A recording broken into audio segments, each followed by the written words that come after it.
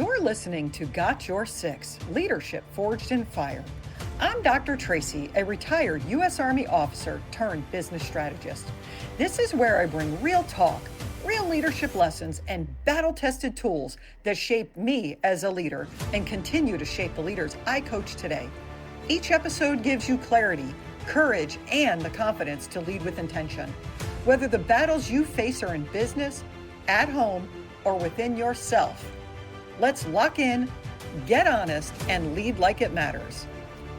Can I ask you something? Think about the best leader you've ever worked for. What made them unforgettable? Was it the decision they made, or was it the way they made you feel when they spoke to you? Leadership isn't built in the moments when everyone agrees with you. It's built in the conversations, the ones that you choose to not avoid. Every organization says people are our greatest asset. But watch what happens when pressure rises, deadlines get tighter, stress increases, communication becomes shorter, and before long, conversations become transactional. People stop feeling seen. The question isn't whether relationships matter. We all know they do. The real question is, can you build meaningful relationships while still holding people accountable? Because conversations that shaped great leaders don't always come easy. They're the honest conversations, they're the uncomfortable ones, the conversations where someone leaves feeling challenged, but also knowing they were respected. That's where trust is built. That's where credibility is learned. And ultimately, that's where leadership lives. Hey, y'all. Thank you for joining me for another episode of Got Your Six, where real conversations about leadership, resilience, and what it truly means to lead yourself before you lead anybody else. I'm your host, Dr. Traci, retired U.S. Army officer, business strategist, immersive keynote speaker, leadership coach, and creator of the battle-tested leadership methodologies. One of the principles I teach leaders at every level is that relationships and accountability are never opposing forces. In fact, the strongest leaders understand they depend on one another. Relationships build trust, accountability builds growth, and together they build exceptional teams. Today's guest, I'm so excited about today, has spent years exploring what he calls relational leadership. And he is about to release a new book with a title that's sure to get your attention: If Jesus Smoked Cigars, 8 Lessons in Relational Leadership. Now, before I bring Josh into this call and make you all make conclusions about this title, I want to say this because today's conversation isn't about cigars. It's about relationships that shape our influence, the conversations that build trust, and what it really means to lead people in a way that leaves a lasting impact. I am so excited to explore where relational leadership and operational leadership come from. So please help me welcome Joshua to my call today. I'm so excited about this. All right, all right. Welcome, Josh. Thank you so much for joining me today. I'm so excited about today. Today you've spent so many years exploring what you call relational leadership. I'm just going to throw that right out in front. And you're about to release your new book. I'll let you talk a little bit about that. I think it's a hilarious name. I told my husband about it. He was like, "It's a religious book?" It's like, "No, not at all." Now, before we jump in to talk about the title, I want to just say, because today's conversation isn't about cigars or Jesus, right? It's about relationships that shape our influence, the conversations that build trust, and what it really means to lead people in a way that leaves a lasting impression. I'm so excited to explore this conversation with you and operational leadership and how it comes together. So just want to say, Welcome today, Josh. I'm so excited to have you here. I just want you to take a minute, introduce yourself, because God knows you have such an amazing backstory. I really was going to actually tell them your backstory, please, because I love your backstory. It has nothing to do with the heck of what you're doing now. But tell us a little bit about yourself. And really, I'd like to hear a little bit about what inspired your passion for relational leadership compared to other leadership styles. Oh, Welcome. Tracy. Oh, thank you so much for Yeah. making time, having me on the show. This is Yeah. gonna be a fabulous conversation. Yes. I'm actually super excited about the directions it could take. So, my name is Josh Evarts. I actually was a failed accounting student at Boise State University 3 decades ago, long, long, long time ago. And not because I had a bad command of the subject matter, I was just a really terrible student. So, in my senior year, left the university and started my first technology company. So, that was kind of the Mm, first big career thing. So I was building technology for law enforcement and the military, how to reconstruct crime scenes, domestic love that. violence, arson investigations. As we went to war in Afghanistan and Iraq, it turned into post blast forensics. So Mm, IEDs were going off, and we had to provide tools for our servicemen and women to be able to document those scenes. So I did that, and that was kind of the first chapter of my career was really technology and how do you have a relationship with an application, right? A piece of yeah. technology. After I got done with that part of my career, I started doing redevelopment of the downtown that I live in Idaho. Started learning about historic buildings and how to do preservation and things of that nature. And lo and behold, the relationship topic ended up rearing its head again as I was working with urban renewal agencies and city council and contractors in doing real estate development. And kind of the third kind of pillar of my career was we took one of our historic buildings, my wife and I, 9 years ago, that was originally the Bank of Meridian in 1905, and we turned it into a cigar lounge. We got completely pressured into it. So my wife and I smoked cigars. We were in there. When we finished the building, it actually became our living room. We frosted the windows so nobody could look in. It was just our space. And our mayor at the time, Tammy and her husband, wanted to come and have wine and cigars with us, and we agreed because we love doing that.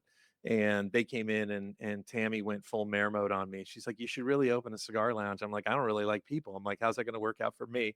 And she said, "It's going to be a great economic driver for our downtown, and it's going to be fantastic." And she bent me to her will. So, having never done retail in my entire life, we opened up the Vault Cigar Lounge in Meridian, Idaho, and have been operating that for 9 years. So, during that journey, I've always written. I serve on the board of directors for the Premium Cigar Association.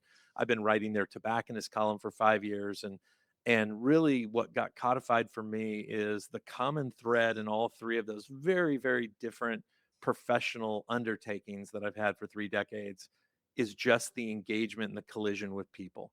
And so this whole idea of if Jesus smoked cigars, 8 lessons in relational leadership, which again, the book is not Love it. about Jesus or about Yes. cigars, but it's really about understanding what would it look like if we made people the center of our business and Love relationships. that. And what's the good, bad, and ugly of that? Because there's all three Yeah. of us.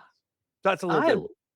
Yeah, no, I love it. I'm so glad you went into your backstory because I love that story. It's so amazing. So amazing. And also the mayor coming to tell you, let's make this into a real thing, right? And yeah, and then you diving in head first. Who does that? No, she does. No, Tammy was their mayor for 16 years, and I gotta tell you what, I love her to death, and she accepts no Love that. answer other than, "We gotta get it done." Thank We you. do it. Yeah. Yeah, I used to have a colonel like that. He used to love it because he said, "The thing I love about you, Major Rayburn, is that you never say no." I was like, "Do I have an option? Is that a That's thing?" not an option, yeah. Yes, sir. Yeah, that's no options. Yeah.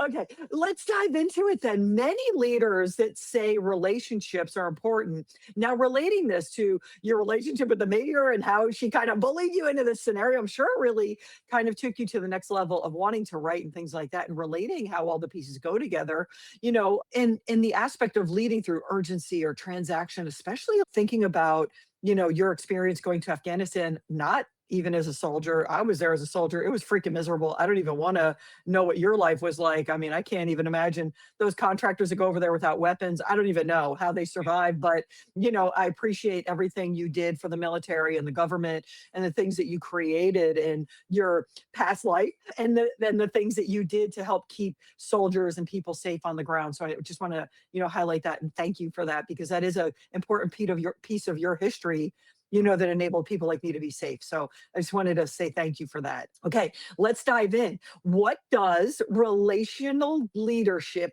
actually require from a leader that most people are unwilling to do? Now, I like my thought provoking questions. I hope Mm. you don't mind, but I Yeah. want to dive right in. Yeah, it's a big one, and it's gonna be very Yeah, uncomfortable, so hopefully we're not gonna yeah, drive off your listeners, so, yeah. the No, listeners that are on there now might be the time to hit the subscribe and like before we make you very uncomfortable.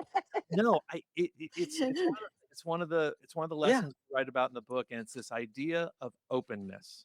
And yeah, what do I mean by that? Because there's kind of the physical openness, do I take your phone call? Do I take your emails? Is my door open to you? And I think most leaders will juggle that effectively, right? Like just the physical, can you get to me? I think yeah, where it becomes really uncomfortable is this idea of transparency. And I think there's an aspect of openness where yeah, am I willing to ask you, whether you're an employee, whether you're a vendor, whether you're a customer, what are your needs? What are the things that I could be doing? Because what that exposes is it exposes your own preconceived notions. It makes you a little bit uncomfortable, makes you a little bit vulnerable, and also puts you on the hook. So I think yeah, this idea of openness, of am I willing to really get into the messy of relationship to grow together, right? To meet your needs and me being able to serve you because I understand actually who you are and you actually understand who I am. And that's the thing that I think is really, really tough for leaders to kind of embrace. And the ones that do it, from a relational standpoint have great success. yeah, that's really true. It makes me think about, when I'm working with business owners, and I'm sure you can understand this, but when I work with business owners, sometimes, everything is always great and wonderful. The employees are great, employee satisfaction, is all great. But then the minute something goes awry, they don't want to ask questions as the business owner. They're afraid to talk to them. And I keep trying to explain to them, I teach even our 11-year-old, our summer topic of discussion is reciprocity, right? Mm. Reciprocal energy and communication, even with an 11-year-old, right? But I deal with this with my business owners sometimes is that they'll have an issue, they'll have a complication or whatever it is, and then they don't want to talk about it. And I'm like, it's not going to get better, right? In this, do you feel like that correlates completely with that relational leadership style, though? Is like it holds them back, or do you think understanding it better would push them forward? I think it's an important point to make is I think life is hard. I think business is hard. And even though people could look at my 30-year career and go, wow, this guy did technology, made a lot of money, Yeah, he redeveloped his downtown, he's got a cigar lounge for 9 years, which by the way, if you want to get to $1 million in a cigar business, you start with 2 million. Like I do this because I've got a passion for people. But at the end of the day, people could look at all this success, but there have been all kinds of pitfalls and failures along the way. And so I always yeah, tell people that my mission as a leader is to attack problems. Inevitably, people are a part of problems, right? And mhm, so that's where I think that a relational aspect of being vulnerable, being transparent, making sure that we all are rowing in the same yeah. direction. Therefore, we can go through turbulent times, we can go through rough waters, and we know that we are all trying to achieve the same goal. So I think it's not only important, I think it's mission critical. Like if you haven't built that culture, that trust, that layer of accountability, it is Yeah. impossible to go through turbulent times without having a lot of unintended consequences. Gosh, that's so true. I'm glad you brought that up that way, though, because I think that sometimes leaders confuse being liked with Mm, being trusted or yeah, respected. yeah. I feel like that winds up. I used to carry this card that used to say, it said, I used to carry in the military, you have something called the Love Me book. I don't know if you ever heard about it, but it's like where I you would have, put your awards and things like yes. that. But in the book, I used to have this little index card in the front that said, I would rather be respected than be feared. I would Mm, rather be liked than hated.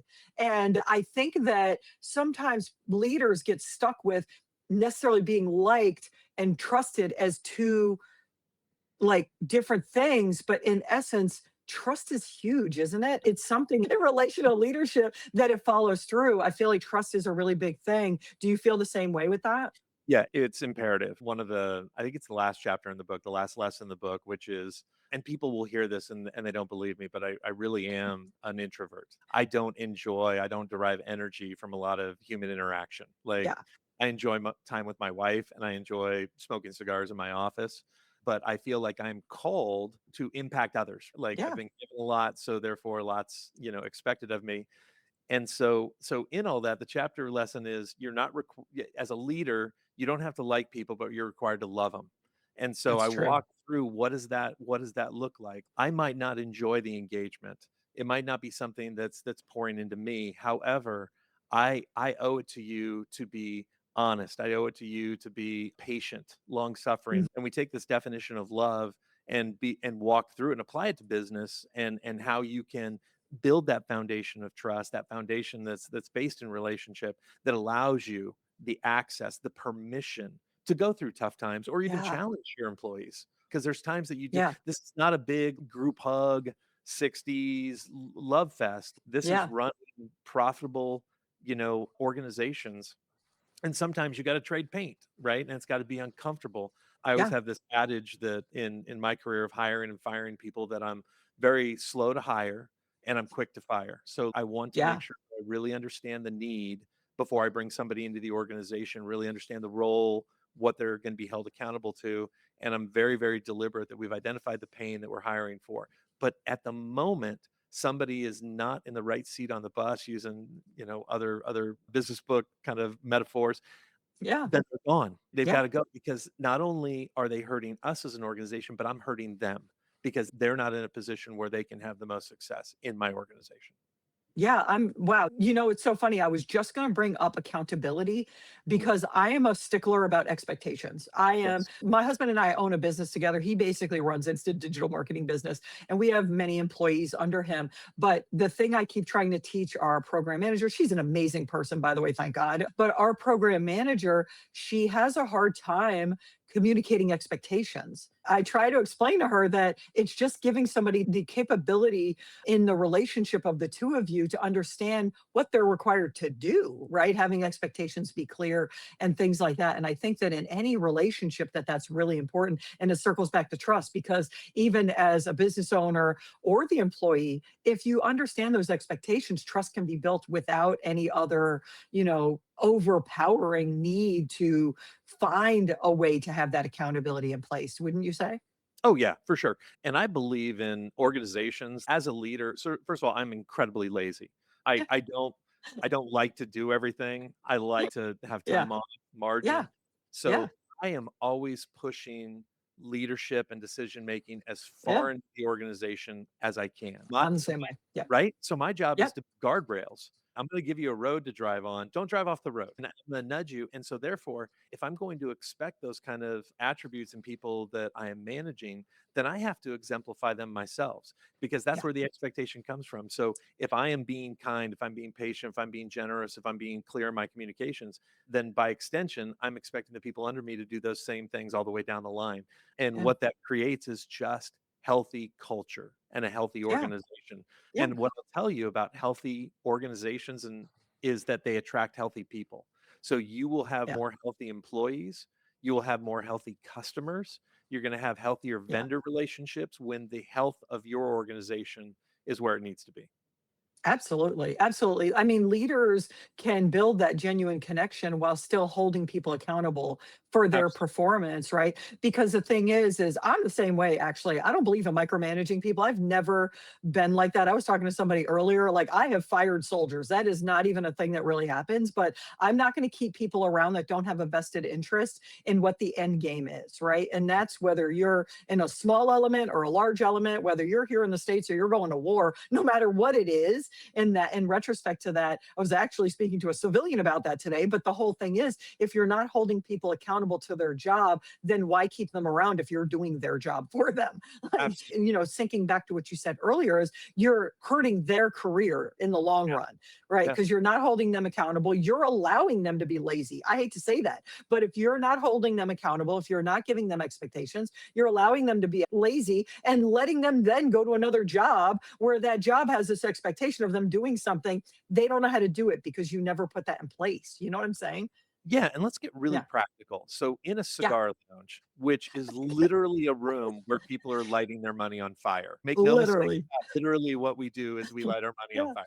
Yeah. Um, I'm always asking, and first of all, I'm not asking, I'm exhibiting it, but but there's lots of downtime, right? Because people are going to order Yeah. a cocktail, right? They're going to have an old fashioned, they've got a cigar Yeah. lit, they're having a great conversation.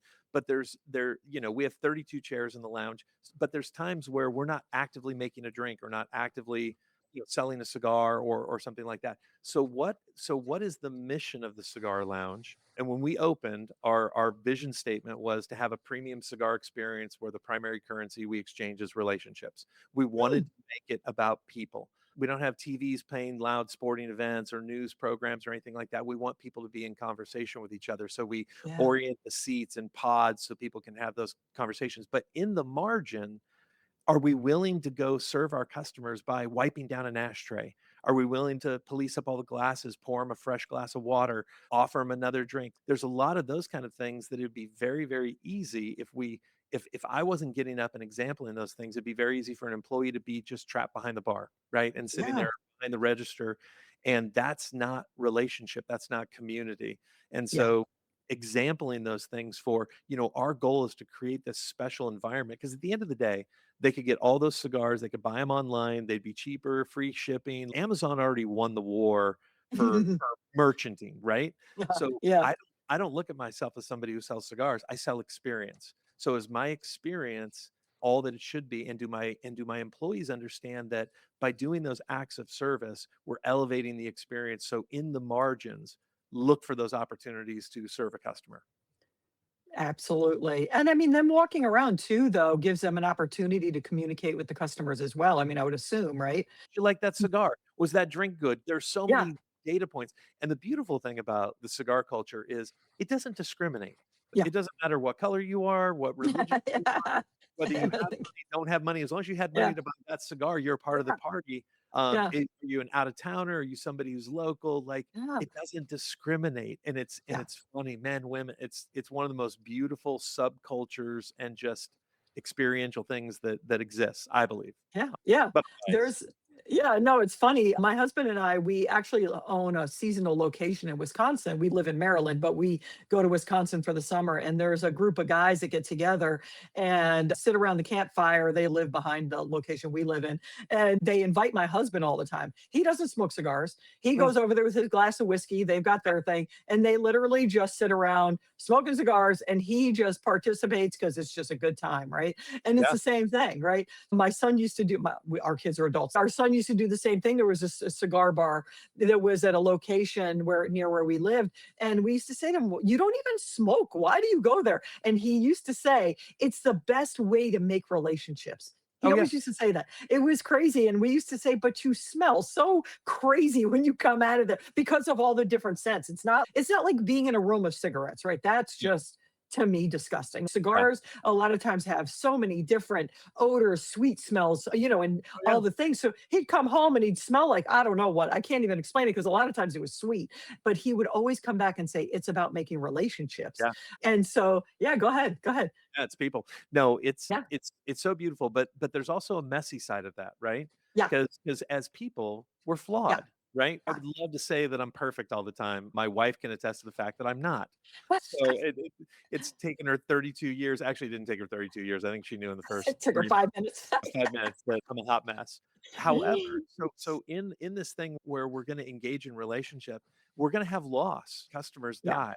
We've had people lose their business. We've had people go through divorces. And what happens in communities that are healthy, where you make relationships kind of the core, the foundation for it, is it allows people to meet one another's needs. So now it's not Yeah. even employees or me as a manager owner Yeah. trying to impact people. It becomes my customers, right? The Yeah. culture is so strong that they're meeting the needs. They're actually welcoming people when they walk in the door. It doesn't have to be me. Yeah. It doesn't have to be my staff. They're like, "Hey, you're new here. Come here, sit down, tell me about your day," and stuff like that. So, Yeah. so yes, it's beautiful, but it also is tough, right? Because Yeah. you do get into the mess. Yeah. I think the mess is where real life happens, and Yeah. we should embrace it. Yeah, in retrospect though to relational leadership, more and more today when we hear this term, it winds up not a lot of people don't think about the leadership aspect of it being the influence, right? Not position. I think relational leadership has more to do with not a title, right? I Yeah. talk about leadership all the time. It has nothing to do with the title, but I think relational leadership is even more so in that way, as it has to do with intentional actions, right? Yeah. Not accidental, it's intentional acts. I mean, obviously things happen accidentally when you come across somebody. And because I personally am also very much an introvert, I like to call myself an introverted extrovert, where if Mm, I'm comfortable in an environment, you can't shut me up. But if I'm in a new environment around people, it's kind of hard to get me out there. But in relational leadership, I think that none of that really matters, right? Because people don't necessarily follow titles when it comes to that. It's trust is generally bringing it back to trust. It's built over time through, I would say, consistency, wouldn't you, in relational leadership? it's absolutely consistency, and Yeah. one of the things that's clouded this topic, and I there's a whole chapter on it, but it's this idea of don't confuse influence with authenticity. So in Yeah. this digital age, and I made the bulk of my wealth in technology, right? So Yeah. I love it. I understand it. I was, started in the early 90s as personal computers were just kind of coming online. As we got smartphones, then I developed mobile technology to facilitate data collection in non-permissive Yeah. environments. So I made a lot of money doing technology. However, when social media came into fashion, we now confuse influence with authenticity. That if I got Yeah. so many shares, if I got so many likes, if I have so many followers, that's authentic.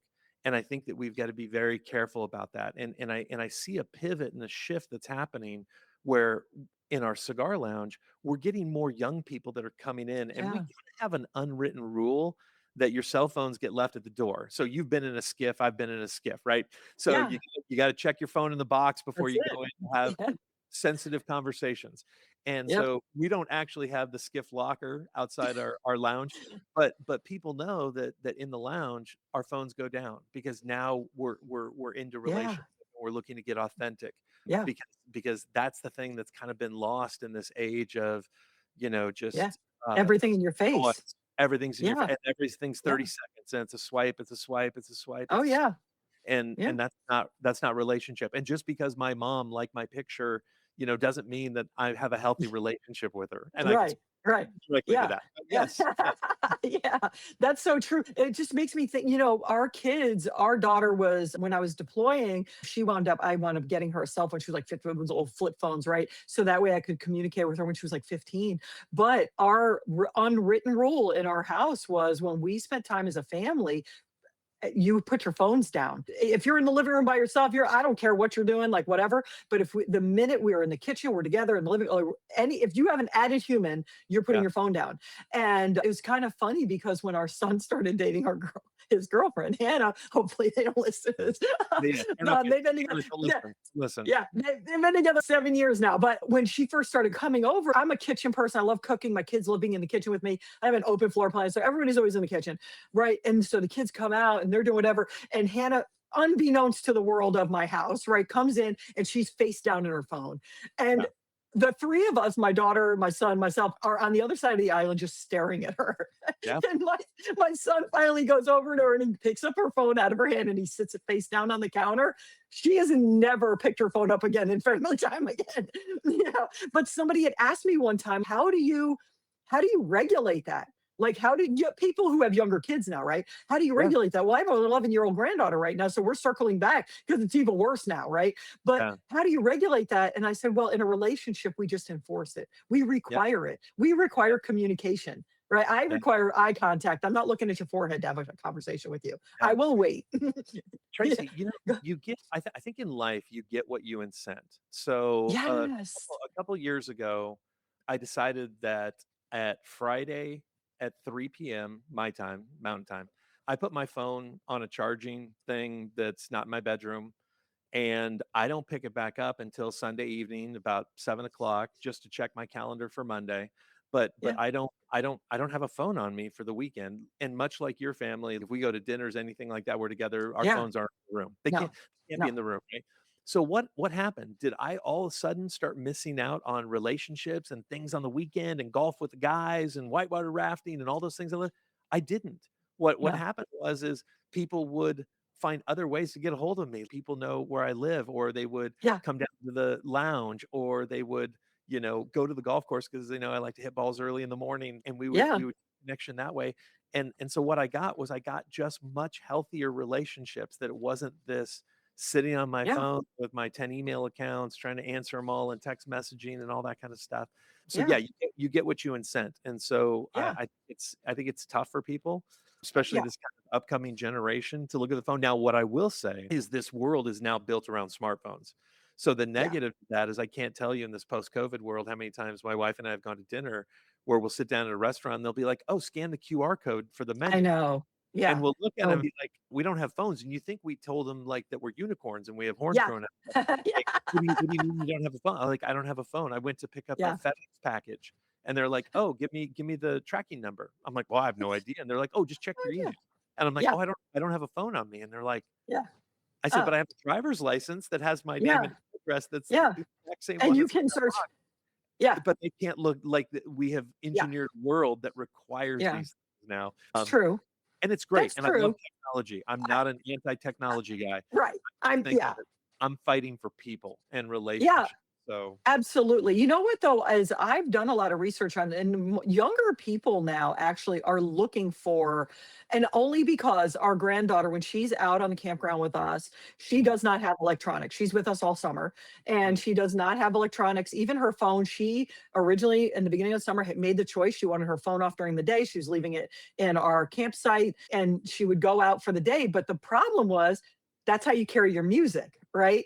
And we yeah, do everything on there. So her problem was she likes riding her bike and she wears her headphones where because it's cool to put one headphone on an ear and the other. I don't know what young of people, course. they're weird. Anyway, sorry, young people. I don't mean it personally. But anyway, so but I started searching, okay, old school. Let me get her an MP3 player. But guess Beautiful. what? They're coming back out now. They're Yeah. so popular. Even iPods, or they're talking about maybe coming back with an iPod because Yeah. younger people are starting to realize in order to be present, you can't be somewhere else, right? Our 'Cause son and his fiance got a Polaroid camera, and yeah, I couldn't figure it out. I was like, yeah. what are you talking about? You've got Why? a 5 Yeah, megapixel phone yeah. on your like No. camera on your phone." Yeah, But there's something tactile. The photos are terrible. Like, yeah. but make no mistake Horrible. about it, they're Yeah, horrible. yeah, But they adorn my refrigerator yeah, because they're tactile and they capture a moment yeah, and they're fun and yeah, you shake them and there's something experiential about it. Whereas I can sit there with my phone and I have 3 grandsons. And so I like taking lots of pictures of them. I think they're adorable. yeah, But at the end of the day, what they're great memories because I'm getting old. yeah, But having that Polaroid camera has been yeah. actually Different. transformational. This is really Yeah. amazing. It's great, isn't it? Yeah. I mean, our son and his girlfriend, again, our son and his girlfriend, and even our daughter, our son bought his girlfriend this mini, it's like the old Kodak snap cameras. Beautiful. And he was like, he got it. She really wanted it. He gets it. He was like, but you can't see what it looks like. Yeah. No, Well, no, let's guess. You send it in and you pray about what you're going to get you back. hope you get something good. And you hope you get your roll of film back. Like how many of us dropped it off and then got the package and like, that's not me. Yeah, So, yeah. I was like, "Can you even get that can you get pictures back with that now?" I don't even know. But yeah, uh, those instant cameras are amazing though. They really are great. I mean, it does allow you to even be present. It pops out. It's a really great resource, but being present in a relationship is so important. And yes, putting the phones down. So for our listeners, if you don't put your phone down, shame on you. At least once in a while, because I do have to admit, I have friends that love to see what I'm cooking. So I will have my phone a lot with me just purely to take pictures. But what I did this time when I went back to Maryland is I have a Kodak, like an old, like with the lens on the front camera. And I did actually get that this time. So I could start diving into not always needing my phone around, right? Having yeah. an actual camera to take pictures because it's the only reason I have it half the time. So I'm going to be doing that in the future. But, I really enjoyed this conversation, Josh. I would love to have you on here all day long. I'm really excited about your book. I can't wait for it to come out. Do you have a date for it to come out yet? Do you have Oh a, yes. In fact, can here we, can you, you're getting the free view peer review here. So this actually just came from the printer. So this is the soft you- cover version. Uh, but real yes. book, real pages, real writing. Love Yes, it. August Love 11th it. is when Okay. it'll be available everywhere, Amazon, Barnes& and Everywhere. Noble. Yeah. You can go to our website, which is ifjesus.com. Editions, signed editions that are available Love there. it. And you can Love kind of it. read about the series. This is the first of 3 Yeah. books. You can read about the Great. other books about halfway through the second. I So love yeah, it. they're fun, very Yeah. conversational. But yeah, go ahead. Your question. We will. No, we're gonna actually put everything in the show notes also, so that way whenever it comes out, people will be able to access it. Are you doing a pre-order? So if they go in there now, will they Absolutely. be able to okay. Yeah, Okay. there's already a pre-order on Amazon Okay, and good. Barnes& and Good. Noble. So Good. yeah, the links are available, and yeah, I think at one Perfect. point we'd gotten up to, I don't know, number 7, number 6, something like that in business books. And I was like, well, I guess we're doing something right. Or a lot of my friends Yeah. buy now, buy now, buy I now. love it. I love it. Who cares whatever it is, Yeah, right? I right. love it. I love it. That's it. So let's dive into the question Yeah. before we go further. In the book, though, what would you say is maybe a good practical habit when it Mm, comes to relational leadership? A practical habit that the book is going to explain to somebody also. What do you yeah, think? that's a really great question. I think that one of the things that the book talks about is this idea, and we had 12 proofreaders that read early copies, and I think 9 out of the 12 mentioned this one thing, and that is your affect. Like when you Mm, engage with people, smile. And in fact, yeah. one of the people that read the book was a gal that I graduated high school with, who's a counselor now, and she's like, I didn't realize that when I was meeting with my patients, that this thing of just smiling, like being Yeah. intentional, she's like, I kind of have this resting bee face, like, but when I actually put I don't know what this show is rated, so I'm trying to Let's be go trying to for be it. I appropriate, but that's like, all she's like, good. I put a smile on. She's like, and I Yeah. couldn't believe the positive impact in just the tone of the conversations and people and how they respond to that. So Yeah. I think that whole idea of your affect and how you're engaging with Yeah. people really Yeah. starts with that simple, are you willing to smile? One of my mentors, he gave me this 3 secrets to success, but you only had to get 2 of them right. I'm like, all right, hit me with it. I could do 2 things. And he's like, number 1, people like you. I'm like, okay, that makes sense. He's like, number 2, people like you, and number 3, you have a good product or service. He's like, because the bottom line is that people work with people that they like. They tend to stay loyal to people that they trust, and they will evangelize for people that make them feel loved. And so Yeah. that whole idea of just smiling, like just engaging life in a way that is joy filled, I think it carries a lot of weight. Yeah. There it is. I Put a actually smile on. yeah. No, I resonate with that actually because I was on a call with my podcast people, and the one person had said, because they always give me numbers. I love numbers. I love knowing how well we're doing, whatever. And she said, the thing I'm going to tell you on socials is people love your face. It seems like, it's your face. It resonates with people. And this is what the numbers and all. And I was like, what's funny is the best TikTok videos I've ever gotten ratings on were my running videos. And it's because and I don't know what, and it's because I'm always smiling. No Yeah. matter how much pain I'm in, no matter how silly things are, I'm always making a joke. I'm laughing, I'm smiling. And I tried to explain that to her, and she was like, they just love your face. I was like, I don't know what it is. It's because It's I hard. smile all the time. Smile I mean, good. yeah, my mom used to say, she passed a few years ago, but one thing that has always resonated with me that she used to say was, fake it till you make it, right? Yeah. And the thing is, even if you're having a hard day, if Yeah. you smile, actually, this is actually true in psychology. If you smile, it releases endorphins into your brain that makes you think you're happy. Yeah. So even if you're not really happy and you smile, your brain starts thinking you're happy and it starts actually shifting your mood psychologically. Mm. So here's my lesson for today, y'all. Yep. There's my lesson for today. I love it. Love it, love it. Well, Tracy, I Yeah. super appreciate you having me on today. Yes, yes. I am so Great. excited. I'm going to go pre-order your book because I cannot wait to read it. I'm very excited about it. Hey, are you going to actually do an audiobook too? Yeah, I'm actually reading it, not next I week, but the week after. So yeah, love it. the publisher came back and they're like, "Are you willing to read the book?" I'm like, Yeah. "Just learn to read," but I think I can definitely tough my way through it. Yeah. So Yeah, yeah. I have a friend of mine. She did it with AI with my book and my leadership book rather. And I listened to it. I forgot it was me when I was listening to it, but then I had another friend listen to it. She was like, "No, you have to read it. You yeah, have to read the book because people are not going to resonate unless you're reading the book." Because also, I'll probably put jokes in the middle, and sure. so I have actually also been, and my book got released years ago. I'm doing the audiobook now, but yeah, I wondered because your voice is so unique. I think it would be really neat to listen to the book in your voice. Yeah. And my writing style is very conversational, and so Yeah, people that I have love read it. the book, whether they knew me or not, really, because Yeah, we picked some readers that didn't know me, they said yeah, we literally could hear your voice as we Yeah. were like reading the Uh, book. And so, yeah. yeah, no, they required me to read it. So yeah, a couple weeks from now. And I apparently love there's it. a whole bunch of rules that you got to stand up when you read Yeah. it. Yeah. Yeah. So Yeah. I they're don't know. getting me prepped. So yeah, Yeah, Tracy, they'll be, yeah. Thank you so much for sharing all your insights today. Congratulations on your new thank book. If Jesus Smoked Cigars, y'all, you got to get it. The sub name is 8 Lessons you. in 8 lessons. Relational Leadership, right? That's the one. Yes, I truly, yeah, I wanted to make sure I got it all because God knows there might be another one out there if Jesus smokes cigars. Yeah, there's actually 10 of them. We're in a big lawsuit right now, copyright infringement. I'm not sure. I love No, it. it's great. Oh, thank you so much. And thank Yeah, you for being on today, Josh. I really appreciate you. I wish you all the luck. I feel like in our next truck driving across the United States, we're going to have to stop at your we're gonna cigar have a cigar. shop and Have a stop cigar. and have some drinks, especially since you said old fashions. My husband will be there in it to Excellent. win it. But thank you, Josh. I look forward to seeing all of your success. Thank you Thanks, so Tracy. much. All right, y'all. That was Josh with his new book, If Jesus Smoked Cigars, 8 Lessons in Relational Leadership. Go check it out. We'll have his link in the show notes.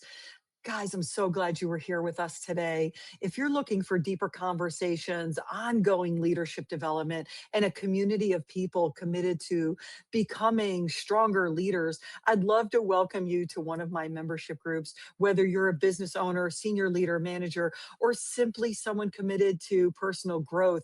Relational leadership and the conversation I had with Josh today completely aligns with exactly what we talk about in those groups. The links are in the show notes.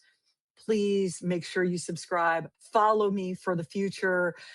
Every share helps us reach another leader who is committed to growth, both personally and professionally. So share this with somebody that you know needs to understand more about relational leadership in their own life or how they're handling other people.